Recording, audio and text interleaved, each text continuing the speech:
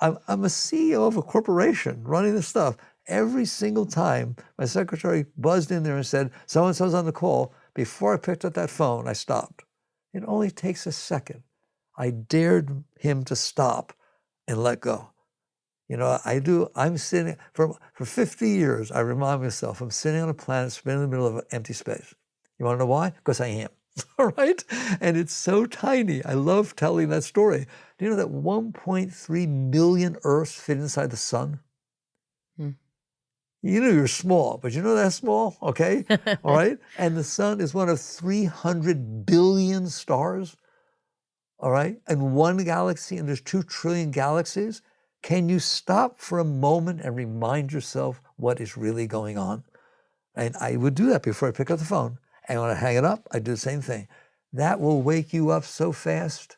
So you ask, how do you stay centered while you're doing all this? Because you stay centered. You decide that's what my life is about. And this is really good growth. You hear me? This is good growth.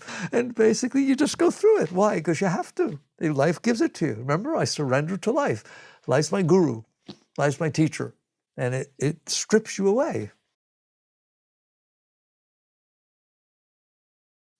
One person wants one thing, one person wants another. Neither are going to budge, but they're sort of, you can't move forward without some form of agreement.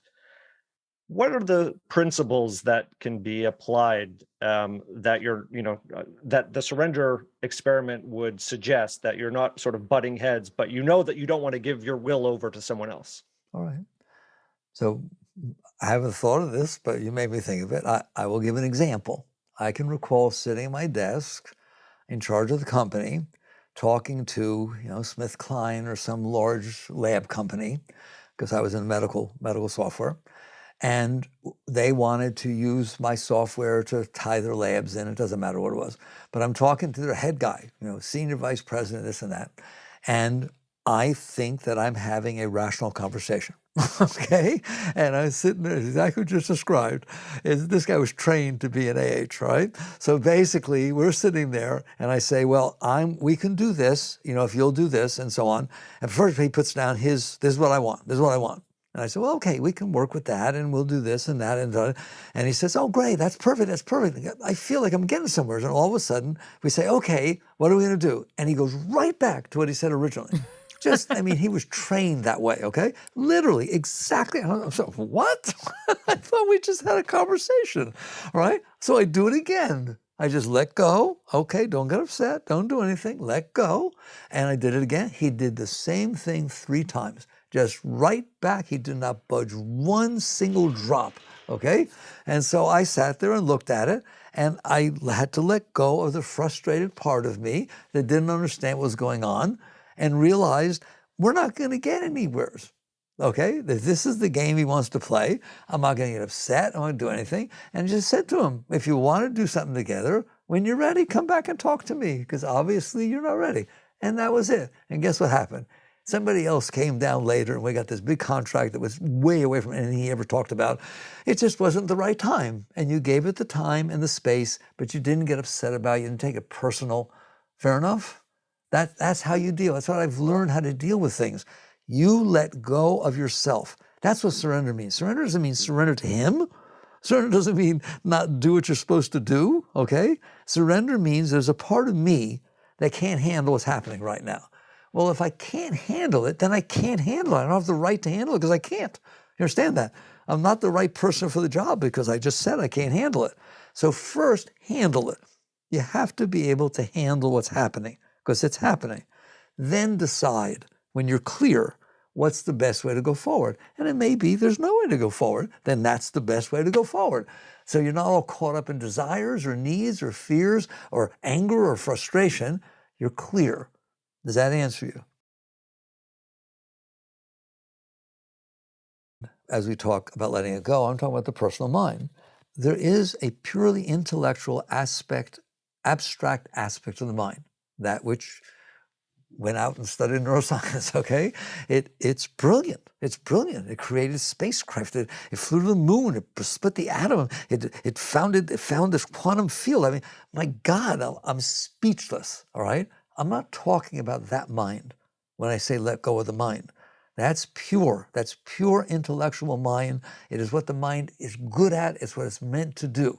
When you take that pure intellectual mind, and instead of saying develop air conditioning and find drugs that can fix people, healing and so on, you tell it, find out what I can do to be happier. Okay? It's like an ingrown toenail. You make your mind focus on yourself all the time. That's what builds the personal mind. Okay? That mind you need to let go of. It doesn't mean you're not left with a tremendous power that can help solve things. You do bring that in.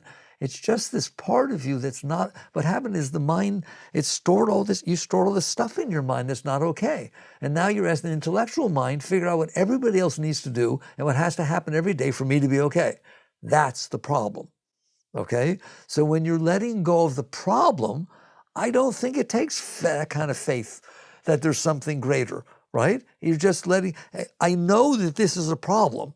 So if I let it go, it's going to be greater because I let go of the problem, let go of the anchor. How's that?